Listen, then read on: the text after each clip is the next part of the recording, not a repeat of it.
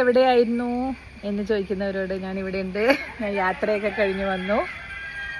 പിന്നെ യാത്രകൾ എപ്പോഴും നമുക്കൊരു ക്ഷീണവും തരുമല്ലോ, ഊർജം തരുന്നതിൽ കൂടുതൽ ക്ഷീണവും തരും.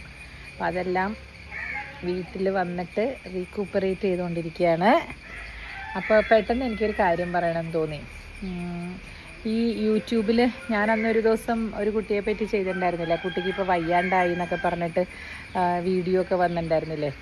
നോക്ക്, നമ്മളൊരിക്കലും ആർക്കെങ്കിലും ഒരു അസുഖം വരുമ്പോൾ നന്നായേ ഉള്ളൂ, അവർക്കത് വേണം അങ്ങനെ ഒരിക്കലും പറയാൻ പാടില്ല കേട്ടോ. കാരണം എന്താണെന്നറിയോ, ഇതെല്ലാം വന്നിട്ട്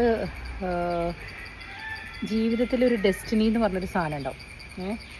അത് ഒരിക്കലും നമുക്ക് മാറ്റാൻ പറ്റില്ല, ആരുടെയും നമുക്ക് മാറ്റാൻ പറ്റില്ല. ആ ഒരു ഡെസ്റ്റിനി നമ്മളിലേക്ക് വന്ന് ചേർന്നിരിക്കും. അത് എത്ര വിധത്തിൽ നമ്മൾ ചിന്തിച്ചാലും നമുക്ക് അത്തരത്തിലുള്ള കാര്യങ്ങൾ നമുക്ക് മാറ്റാൻ പറ്റില്ല.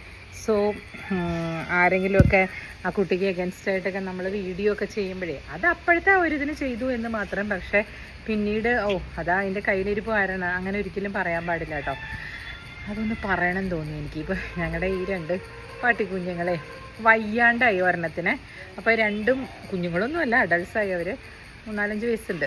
അപ്പോൾ അതിലൊരെണ്ണം വയ്യാണ്ടായി കഴിഞ്ഞപ്പോൾ ഇതുങ്ങൾ ഇരട്ടവേറ്റ പോലെ നടക്കുമല്ലേ, ഒരെണ്ണത്തിൻ്റെ ആ സങ്കടം കാണണം.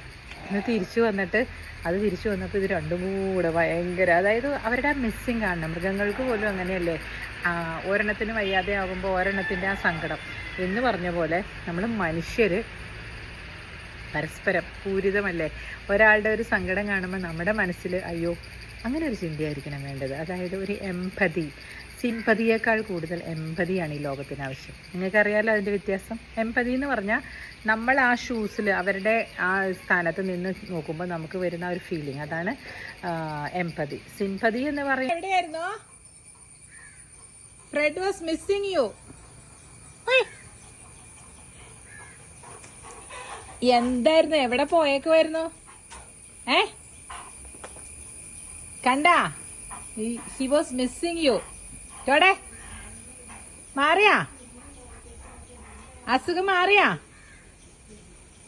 എന്താ മൈൻഡ് ചെയ്യാത്തെ?